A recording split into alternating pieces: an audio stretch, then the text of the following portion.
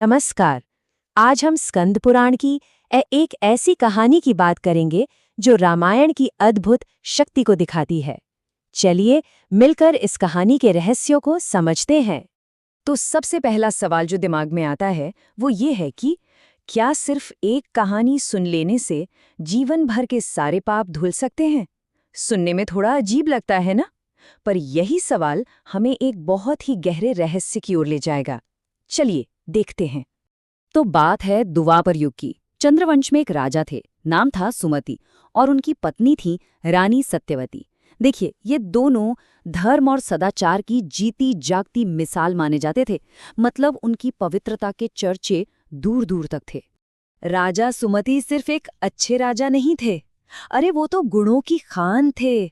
हमेशा सच बोलना, रामायण की कथा में तो जैसे डूबे ही रहते थे, और दान पुण्य तो खैर लगातार चलता ही रहता था। सोचिए, उनकी धर्मपरायणता का आलम ये था कि स्वर्ग में बैठे देवता भी उनकी तारीफ करते थे। अब जब किसी की ख्याति इतनी फैल जाए तो बड़े बड़े लोगों तक बात पहुंचती ही है। तो राजा की ये असाधारण भक्ति की कहानी पहुंची महान ऋषि विभंडक तक। अब ऋषि को भी उत्सुकता हुई कि भाई चलकर देखें तो सही, क्या ये सब सच है? और वो अपने शिष्यों के साथ पहुंच गए राजा के दरबार में। और यहीं से कहानी का असली रहस्य खुलना शुरू होता है। जब ऋषि दरबार में पहुंचे तो जो उन्होंने देखा उसे देखकर वो हैरान रह गए। राजा सुमति तो वाकई अपनी ख्याति से भी ज्यादा गुणी निकले। ऋषि इतने प्रभावित हुए कि उन्होंने राजा से सीधा एक सवाल पूछ लिया, और यही वो सवाल था जिसने एक ऐसे अतीत का पर्दाफाश किया जिसके बारे में कोई सोच भी नहीं सकता था। ऋषि के सवाल के जवाब में राजा ने जो बताना शुरू किया वो किसी के भी होश उड़ाने के लिए काफी था। उन्होंने एक ऐसी कहानी सुनाई जो उनके आज के जीवन से बिल्कुल 180 डिग्री उल्टी थी। उन्होंने अपने पिछले जन्म के एक बहुत ही गहरे, एक बहुत ही अंधकारमय रहस्य से पर्दा उठाया। और ये खुलासा सच में चौंकाने वाला था।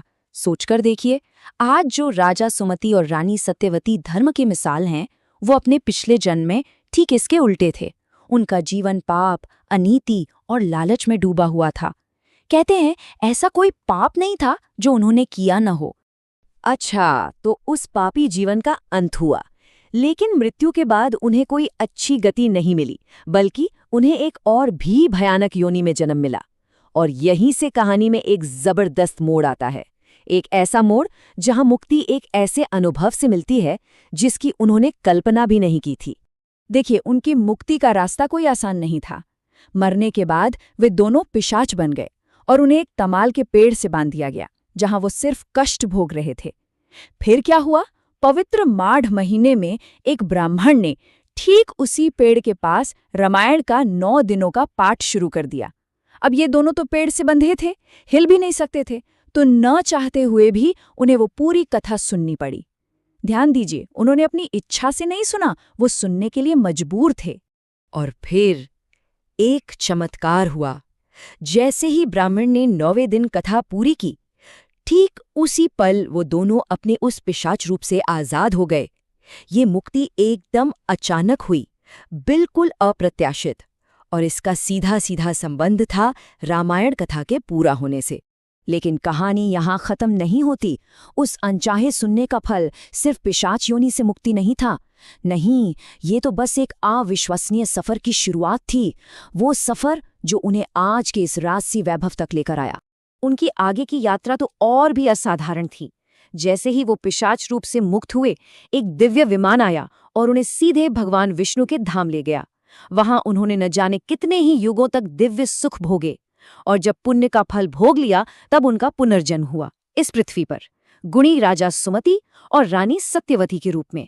तो राजा सुमति ने ऋषि को साफ साफ बताया कि हे ऋषि, आज मेरे पास जो कुछ भी है, ये राज्य, ये धन, ये धर्म कर्म, ये सम्मान, ये सब कुछ बस उसी एक घटना का फल है।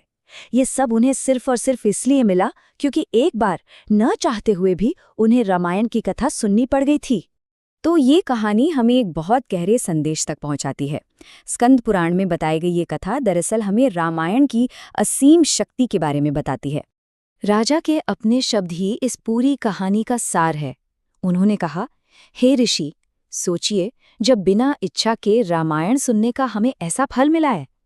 ये बात कितनी गहरी है। ये इस कथा की उस शक्ति को दिखाती है जो बिना श्रद्धा के सुनने वालों का भी जीवन बदल सकती है। और यहीं पर ये कहानी हमें एक बहुत बड़े सवाल के साथ छोड़ जाती है। जरा सोचिए, अगर बिना इच्छा के, बिना भक्ति के, मजबूरी में सुनने का फल इतना अद्भुत हो सकता है कि पापों से मुक्ति मिल जाए, स्वर्ग मिल जाए और एक धर्मात्मा राजा का जीवन मिल जाए, तो फिर जो लोग पूरी श्रद्धा और पूरी भक्ति के साथ इस कथा को सुनते होंगे, उन्हें क्या फल मिलता होगा।